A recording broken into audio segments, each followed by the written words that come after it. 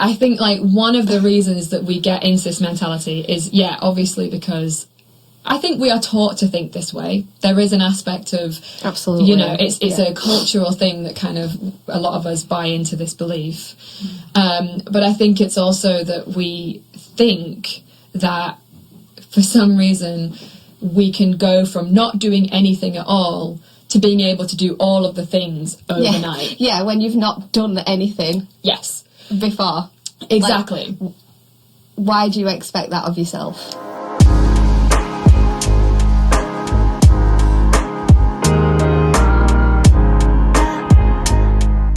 So hello everyone, I'm Sarah. And I'm Kirsty. So this is the beginning of a series that we're starting, which we have lovingly called Why Aren't We Doing the Thing? So in this series we're going to be addressing what we think are the major sort of pitfalls and patterns of thinking when it comes to not doing the thing. The thing that we want to do. Yes. So what is the thing? What do we mean by the thing? So I guess when we're talking about the thing, it's like an example of this would be, you want to go to the gym regularly. Yeah. You want to eat more vegetables. You want to study for a course. Yeah, learn a language. Personal development. Yeah, some kind of thing that basically is going to help you progress forward in something that matters to you. So whether it's your health or your financial situation, your relationships, or your just general learning and growth of things that you are interested in, your hobbies and passions. And the major pitfall we wanted to address today is having what we call the all or nothing mentality. This is also kind of known as pressing the fuck it button. Ding, ding, ding. Yes. To kind of elaborate on what we mean by this. So how would you kind of explain what the all or nothing mentality is? Okay, so it's if you're on a diet, you want to lose weight, then you're brilliant all week, or what you say is brilliant all week, like you're sticking to it, you're going to the gym, nutrition's on point. Comes to Friday and you're just like, I can't be bothered, fuck it. Yeah. It's all we've all been there. Totally. Yeah, it's that you're all on or you're doing nothing at all. Yeah. Like, in its literal sense, right? yeah, literally. It's like you just, if I can't do it perfectly, then I'm not going to do it at all. Yes. Or what's the point in doing it at all? Exactly.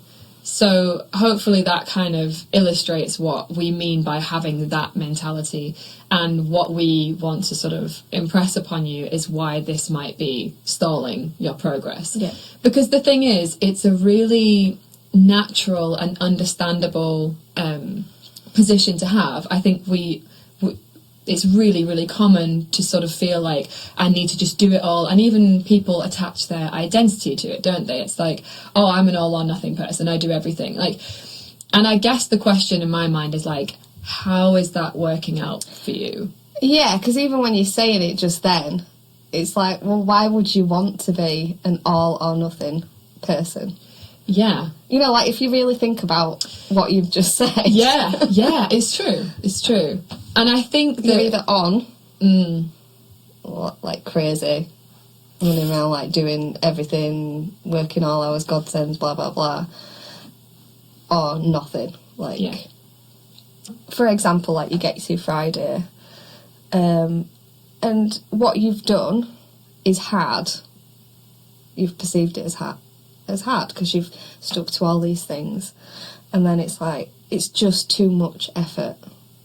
Especially like the Friday thing. It's like, well, it gets to Friday, it's the weekend, I want a treat, I deserve it, I've done all this work, which is fine if you just see that as like, right, okay, I'm going to have this thing, I'm going to own it, I'm going to have it, I'm going to enjoy it.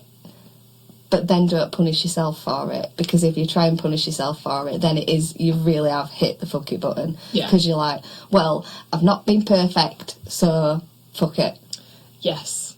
Yeah, exactly. Yeah, I think that's it. It's like the danger of that kind of all or nothing mentality in that situation is that you kind of feel like you've earned the right to... Yeah, and I've fallen into that trap so many times. Yeah, and it feels good, right? Like, again, this is very understandable. Yeah. Because it feels good to sort of be like, well, I get to have this now because I was so good and now I get to be bad. Like, this is, you know, and this is a whole other thing, isn't it? Of like, the real desire to just be bad and wrong and like, it's just so delicious and good. Yeah, but... Yeah, and then you also have that thing where, well, I'll just... It's fine, I'll just start again on Monday. Yeah, exactly. And then how many times have we all said that? Yes. Yeah. So, yeah, I think, like, one of the reasons that we get into this mentality is, obviously because I think we are taught to think this way. There is an aspect of... Absolutely. You know, it's a cultural thing that kind of... A lot of us buy into this belief. But I think it's also that we think that, for some reason... we can go from not doing anything at all to being able to do all of the things overnight. Yeah, when you've not done anything. Yes. Before. Exactly. Like, why do you expect that of yourself? Exactly. And this is the thing, but a lot of us do until we realise how human behaviour and behaviour change actually works. Yeah. Which is so again, let's just use the example of like you want to lose weight or get fitter or something. So you kind of go, right, what do I need to do? I need to go to the gym 5 times a week. I need to I'm laughing because I've done this so many times. Absolutely, yeah. Well, like you write out all of the things you need to do, so that's one of them. And then I also need to cut out sugar, alcohol, bread, and whatever other thing you've decided is terrible for you. I need to make sure that I am drinking 2 litres of water every single day. I need to make sure I am eating 1,200 calories. I need to... And you've decided that. Yeah, that's a whole other thing. You've decided this on Sunday, and then on Monday you're going to do all of those things. Like, when we as a society are already overwhelmed enough. Exactly. And you think you're going to do all this shit. Yeah. Sorry for swearing. I'm not really sorry. Sorry, not sorry. There's going to be plenty more swearing. So, so this is the thing. This is the huge pitfall, again, with the all or nothing. It's like you think that you can do all of that from doing literally none of those things. Or maybe little tiny bits here and there, but... Yeah. You're asking to do this massive overhaul literally overnight because it gets to Sunday and you feel like shit and you're like, right, I need to get myself in order. Come on, do it. This time it's going to be different. Let's go. And we're laughing because it's how does that work out? Yeah. Tuesday, where's the wine? Right. So this is what we mean by how is this mentality helping you out? Like, how is it working out for you? It's not to judge it because it's, again, I cannot stress how unbelievably common it is and how many times I've seen this in myself, in others. God damn it, it is pervasive. Yeah. Like, it's everywhere.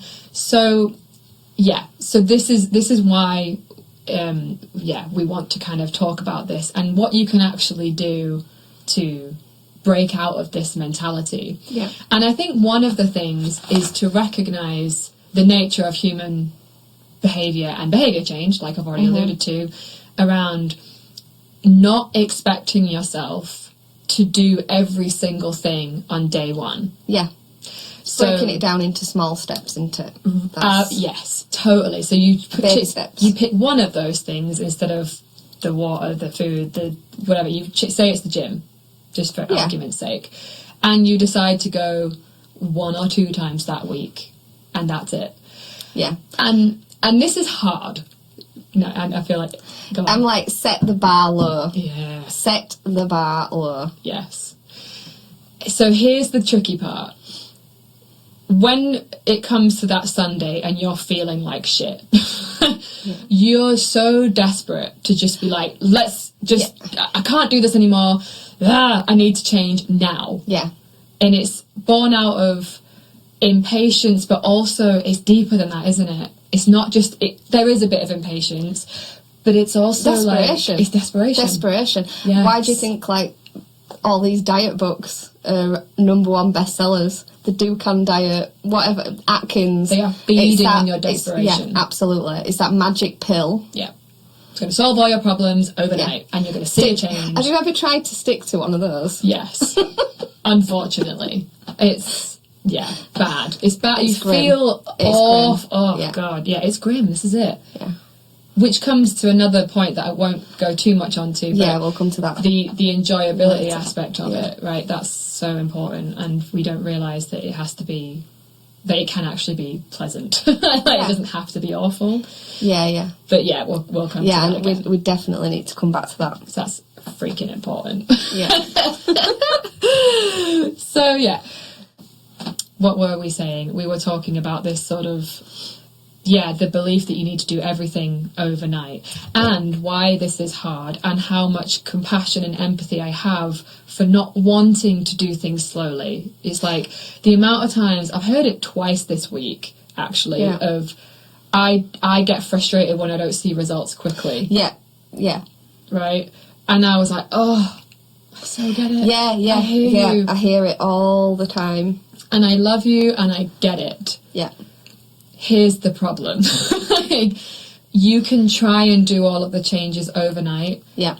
But because it's not how it works, you'll go back to square one again and again and again. And that's way more frustrating in the long run, isn't it? Yeah. So yes, this is short-term pain of like, oh, I just want to do it now. Come on. And it's like, you don't get it. I need this now. It's like, I do get it. I do get it. I so get it. Because you're desperate. So we want to touch on this desperation piece, right? To first of all say, that is understandable because you're in pain and you want out of the pain. Yeah, that's it. You don't want to feel like that anymore. But but if you really want it to last, if you feed into the all or nothing, you're going to be in that cycle for so long. Like the Monday morning, Friday night, Monday morning, Friday night.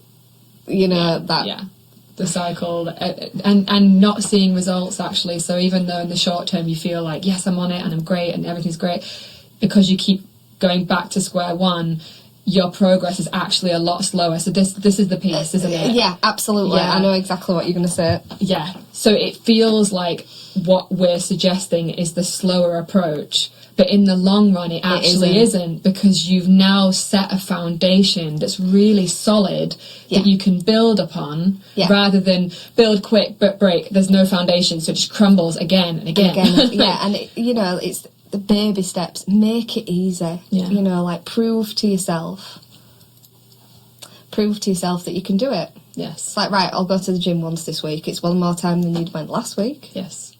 And this builds trust. Yeah, so the problem yourself. with the all or nothing again is because you keep falling off this, like, climb up the ladder, drop. Yeah. Every time that happens, you chip away at your ability to, like, well, you just think, I just fucking can't do this. So the belief in your own ability. Capacity and capability, totally. Yeah, your own capability, yes. Yeah, which is actually really corrosive and, like, what's the point in even trying? Because every time I do, I fail. And you're right. Shit. Yeah. You are, but it's not your fault. No. It's not that you're shit. It's that the method isn't working for you. And I just want to say again, I cannot say it enough, while that method is so tempting, it's so alluring and it really is. What's the word, like, seductive? Absolutely, yeah. What it's doing is chipping away at your sense of self-belief and confidence, self-worth, in following through on the actions that are needed. So yes, it is slow. I'm not going to say it's not, but it's faster in the long run. And because it's sustainable. Yeah. And you'll feel good about yourself because you'll be like, okay, I actually can do this. Yeah. And when you believe you can do it, shit starts to really change for you. Yeah. It really turns things around. Yeah, and at the end of the day, it's not a 3-month fix. It's not a, it's for life. Yes. Because one thing that Kirsty and I are big sort of proponents of is this long-term change. We're not like, if you want a sort of 12-week thing, that's and not... people do that, and that's fine. That's their thing, and people can do it, and that's what sells. Yes, unfortunately. Yes. Yeah. And you know what? It will work, but then it comes to the end of the 12 weeks because they've not learned about the principles of behaviour change. That's really what I've seen that so many times as well, and it's awful. And they actually end up putting more weight back on. Yeah, and then they get that... I mean, I'm probably going off on a tangent here, but, like, they'll get that joy of reaching that goal, and they cling onto it for dear life. Yes. And it's like, how many times have you spoken to somebody and they're like, yeah, but 5 years ago I did that and now I'm shit. I'm welling up here because I don't know, it's just hit a nerve. It's like, I can't do that. Yeah. Yeah, it's horrible. Yeah. And but this is why it's important to be like, right, let's break it down into small steps. Yes. Make it sustainable. Yeah. Because again, like... build that trust in yourself again. Yeah. And just to reiterate your point there of like, there are people that do that, and I don't even want to sit and discredit them. It's just simply to say it's not what I believe in. Exactly. That's not what we're here to do. Yeah. We want to help, teach a man to fish rather than giving you a fish. Like, that's what I feel like the 12-week things do. Is like, yeah, okay, we've given you a fish, but I'm going to go at some point. You're going to need to eat. And I've not taught you how to eat. Yeah. So you're like, hello. And then really it's about giving you the tools and, changing your perception around all of this stuff. And, like, it's okay to feel frustrated in the beginning, but to trust that we're not doing that to upset you. It's like, it's just about, recognising it is baby steps, because human brains don't really like change. That's why it always comes back, because it's like, no, can't do it, too much, and it feels punishing, it feels cruel, and it's just like, why on earth would I keep doing this to myself? So when you build it in a slow way, it's like, okay, I can do that, and then maybe I'll go 3 times a week, and maybe that's enough. I don't need to go any more than that, and then maybe I'll add vegetables in my evening meal. That's all I'll do. And not overhaul my diet, but just simply create one little change. Small little things, Stick to that. See if you can keep doing it. Keep going with it. And see how it makes you feel. Yes. I'm all about the feeling, and I know you're exactly the same. It's like, does it make you feel good? Yeah. If it makes you feel good, you're going to want to keep doing it. You're going to want to keep doing it. Yes. So if, like, the idea of cutting out chocolate seems like a good idea but makes you miserable as hell, maybe not such a good idea. Like, could you learn how to moderate it? That's another conversation, but it is a relevant one. Actually, I think moderation is the hardest skill to learn. It's actually easier to completely cut things out than it is to moderate. Yeah, it's like ignoring it. Yeah. And don't get me wrong, there's a place for abstinence, but actually, if you can learn the skill, I would say moderation's a skill. That's what I would call it, because you learn how to do it rather than all or nothing. I'll just not have it at all, or I'll have all the chocolate. It's like, the skill is the, I'm going to have what I actually want here, I'm going to enjoy it. Yeah. And then I can put it down because I'm good, I'm done. Yeah, and we will get to that point. Yeah. That feels like it's a little bit further away. Yeah. So we'll sort of try and tie it back. That's the sort of the goal, I guess. Yes. Of getting to that point where you can do that.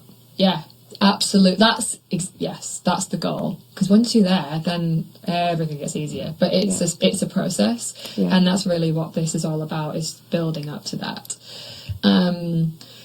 So things that you might want to think. So if we've done our job well, we've maybe impressed upon you that all or nothing might not be the right strategy for you. If that feels resonant for you, then this is what you might want to do instead, or how to think about it. So one of the things I really, really love to talk about with my clients, with you, etc., is recognizing that in the beginning, when you're trying to just get going with something, that you are not trying to do the perfect, optimal thing. It's letting go of that and being like, what I'm actually trying to do is show up with consistency. Yeah. So your mantra could be like consistency over perfection. It's so true. It's like, show up for 5 minutes. Yeah. Whether it's going to the gym, whether it's doing a course. Yes. You know, like literally walk in the gym. Yeah. If you can get through that door, you're more likely to, I don't know, spend 5 minutes on treadmill than walking back out. Exactly. And same not with the course, like, right, okay, I'm going to sit down, I'm going to read a page and I'm going to answer one question. Yeah. You don't have to do it all. Yes, exactly. It's the getting started is the hard part. Sit there for a full hour or be in the gym for a full hour. Yeah. Or, well, you know, like diet, whatever. Yeah, so like, let's use the gym again as an example, because we've just been using that a lot. Mm-hmm. So again, just to address what you might be thinking here, which is like, well, what's the point? Why bother doing... I need to do a full hour, otherwise it's pointless. As long as you believe that is true, then it is going to be hard to do that. So this is where changing your metric comes in, because you're right now, when you say that this is pointless, your metric of success is doing the perfect full workout of like, I'm going to do warm-up, I'm going to do mobility, I'm going to do 6 to 8 exercises, I'm going to do a cool down. Like, there's quite a lot of parts there, and again, if you've been doing this for a while, that's fine. But if you've never been in the gym, or really hardly ever, and you don't know what you're doing in there, there's a lot of learning for you to get to that point of doing this perfect workout, whatever that even means. So just start with, again, break it right down. Okay, let me learn how to warm up properly. Yeah. And that be my metric of success today. That's good enough. Then I can learn one exercise in the gym of like a strength exercise and do it well. Then next time I learn a different one. And then again, it feels slow, but what you're doing is this foundation is getting built and built, and eventually you will learn all of the pieces and you can pull them together. Yeah. But you can't expect yourself to know that on day one. Yeah. And that's okay, because no one knows it on day one. It's not just you. Everyone thinks they should know it all on day one, though. Yes, yeah. and that's like, just to be really, really like frank here, we both felt very much like that, of like, I should know better, like somehow. It's born out of my own arrogance, I realised, of thinking I should know how to do things immediately. That was certainly my big sort of aha moment. Crying at not being able to do a kettlebell swing was probably one of mine. Not my proudest moment. Yeah, we had to do a lot of work around humility. Yeah. For sure. And this is a big part of it as well. It's okay to do things in shit. Yeah, it's okay not to be able to do things. Like, why on earth would you be good if you've never done it before? This is the big question as well, isn't it? Like, this expectation that you're going to be perfect at it immediately when you've literally never seen a kettlebell in your life. Yeah, where have you got that idea from? Yeah. Yes. Yeah, that's another subject. One we could probably talk a long time, you know. Yes. Yeah, absolutely. About, but yeah. So to kind of come back to the sentence, okay, like that, back to that central point, it's like, so practicing consistency over perfection, like imperfect action, I like to call it. Yeah. I love this concept because I'm just like, yes, like, oh, feels good. I'm like, imperfect action. Yeah, it's doing the thing, even if it's just for 5 minutes. Yes. And then when you hear yourself going like, oh, this is pointless, what's the point? Being like, okay, I'm doing that thing I do. And this is where the practice of like self-compassion can come in, of like, it's okay that you don't do more. And that's not what we're aiming for here. Remember what we're aiming for, which is to show up with consistency, which is more about the frequency rather than the duration. Yes. So going 3 times, even if it's 5 times, rather than one amazing workout and then not going for like 3 weeks. Yeah. You see that a lot. Yes, yeah. And again, it's because of this, well, I think it's this pitfall, which again is why we're addressing this. Yeah. What other things can we think about that might be helpful for overcoming this kind of mentality? I guess going back to, I want to call it the pizza example. The pizza. Right, so, for example, you get to Friday night and you have, you've stuck to your nutrition all week, you've been to the gym. Yes, you have worked hard, Okay, instead of going, fuck it, I'm going to have a pizza, I've ruined everything, go, right, I'm going to have a pizza. And that's it. Yes. I'm going to have a pizza. I'm going to enjoy I'm it. going to enjoy it. And that's it. Yeah. And then instead of attaching this shame and shittiness to it, yeah, like, I've been really bad, I'm, like, I'm not I've been bad. No, but it is that. No, I love that. I think you're hitting a very important point there. But yeah, it's like, it's own it. Yeah. Yes. And I'm getting all sassy when I'm own it. What you're speaking of there is you're taking. I can see it already. I've written it down. So you're taking responsibility for your choices, yes, rather than being a victim to your choices. So we're talking about sovereignty here and ownership, radical ownership and personal responsibility, as opposed to it owning you and being like, oh fuck, like I've just had it and oh no, I've ruined everything. Yeah, I'm such a piece of shit. And why do I do this? Also being objective, like, that one pizza, what is it?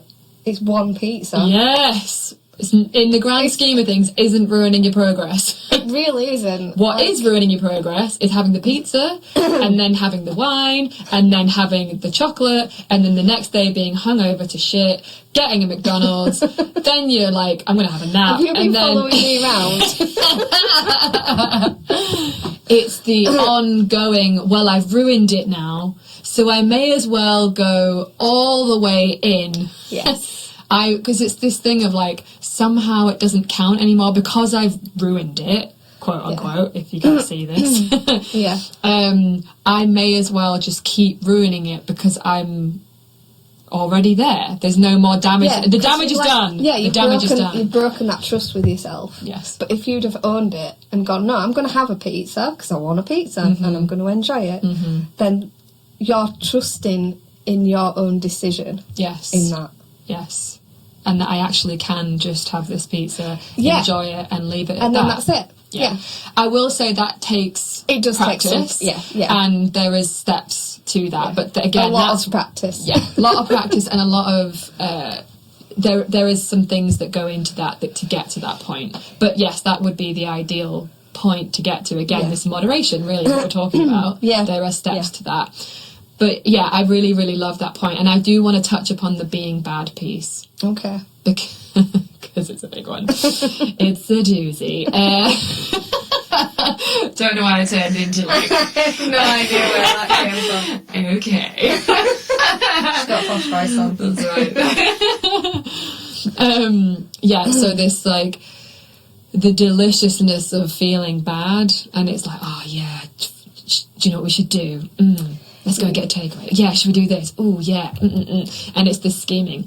And I think, kind of, it's got this like, ooh, yeah, like little impish sort of energy to it. Devil. The little like, yeah, oh, I've been an angel now, I'm a devil. Ooh, it's like, balance. You're kind of... Well, you kind of separated yourself into these two people rather than integrated it. And I think that's a complicated notion, but... it's owning your badness. I think is the really big thing that we're talking about here. It's like I'm going to have I'm going to have the pizza, which doesn't actually make you bad. But I think this is the bit, is because we actually like to feel like we're being bad. Yeah. If you take this is it. This is the gold right here. Okay, so Bring it. I'm excited. When you take the morality out of the fucking pizza. That's what I mean to call the show. The pizza show. Like, when you take the morality out of it, i.e. me eating this pizza makes me bad, or me eating this broccoli makes me good, then something really radically shifts. It's neutral. Yeah. Which means, because it's no longer this bad, delicious badness, you're actually less likely to be that interested in it. Yeah. This is the thing, isn't it? Right? Yeah. So I really want to just dig into this a little bit more, because it's the labeling it as bad that ironically makes you want it more, because it's oh, I'm not allowed, it's the forbidden fruit. Yeah. No. But if you make it just like pizza is pizza, like it is food. It's food. It no longer has this like forbidden. Yeah. It's just it makes it more boring. Yeah. It's not as in a doesn't mean you don't like it, but it's just not got that same charge to it, is the word. Like, oh yeah. And that is not really relating to all or nothing, but it is an important point. Yeah. So this is really making food more neutral, and it's not to say that all good and bad. Yes, it's not that all food is created equal, but it's not good and bad. It's moving away from this identity of like, this is good, this is bad. Cake is bad, asparagus is good. Like, no, like it's just some has more nutrient density. Yeah. And some has less, but a little bit of both, maybe more nutrient dense most of the time, sure, but having space for that cake when it's someone's birthday, or a drink because it's a wedding and you want to have a toast, like, you know, if you never can have those things, like that would be quite like depressing, right? Isn't it? Yeah, I'd hate to friggin' love those things, but I don't need it all the time, because it's no longer this like bad whereas if I'm like, you can't have it, I'm like, it's literally all I can think about. Don't eat chocolate today. Even saying that now, I'm like, immediately want some chocolate. Yeah. So it's the permission to have it and owning the choice, which is coming full circle to your thing of like, I'm going to have the pizza rather than, I really shouldn't. Oh, fuck it, I'm going to have it. Yeah. And then you're like, and now how else can I be bad? I'm going to ruin it more. You're not consciously thinking that. No. But that is what's going on in the background. Yes. And the unconscious is what is driving you there. Yeah. So it's learning how to kind of integrate that into consciousness. Get out of that cycle. Yes. So I think that just about covers everything we wanted to talk about today. Yeah. I've really enjoyed this conversation. Yeah, it's been awesome. Yeah. And thank you so much for listening and tuning in. And we'll speak to you all later. That's all from me.